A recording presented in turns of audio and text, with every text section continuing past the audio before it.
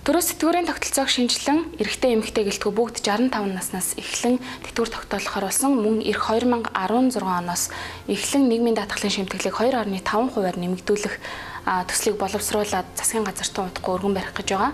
Энэ талаар дэлгэрэнгүй мэдээлэл хүргэе. Тэтгэврийн даатгалын шимтгэлийг 20-с доошгүй жил төлсөн эрэгтэй 60 нас, эмэгтэй 55 настай иргэн тэтгэвэр тогтоологдог байсан.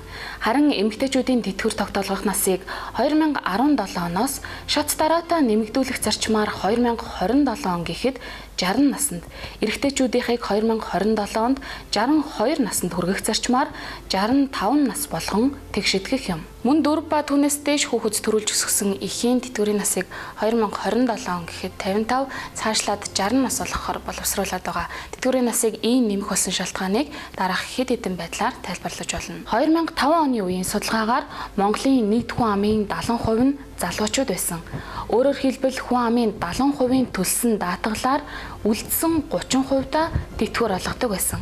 Харин одоо энэхүү 70%-ийг эзэлж буй хүн ам дунд насныхан болж удахгүй эдэр нас, өтөл наснд хүрэхэд энэхүү 70%-ийг эзлэх хүн амд олгох тэтгэврийн сан хүрэлцэхгүй гэсэн үг юм. Мөн тэтгэврийн насыг нэмж байна гэдэг нь Монгол улсын хүн амын дундаж наслалт өсөж байгааг харуулж байгаа юм. Тухайлбал Монгол хүний дундаж наслалт 2013 онд 69.1 жил болж 2000 оны дундажтай харьцуулахад 5.9 жилээр өссөн бөгөөд эрэгтэйчүүдийн дундаж наслалт 65.4 жил байхад эмэгтэйчүүдийнх 75 жил болж өсжээ. Тодруулж хэлбэл ирээдүйд тэтгэврийн сангийн орлого зарлагын тэнцвэр алдагдаж нийгмийн хамгааллын баталгаагүй болно гэсэн үг юм. Өөрөөр хэлбэл бид өнөөдөр залуусын төс нийгмийн даатгалын шимтгэлийн мөнгөөр өндөр наснуудын тэтгэврийн мөнгийг олгодог, харин цаашид ийм боломжгүй болсон гэсэн үг юм. Дэлхийн жишгт тэтгэврийн даатгалын шимтгэлийг хөдөлмөрийн хөлс түүнтэй адилтгах орлогоосоо дунджаар 25%-аар төлдөг байна. Харин манай улс хамгийн бага буюу 14%-аар төлж байгаа. Иймээс тэтгэврийн даатгалын шимтгэлийг дэлхийн жишгт хүргэх бодлогыг баримталж байгаа юм.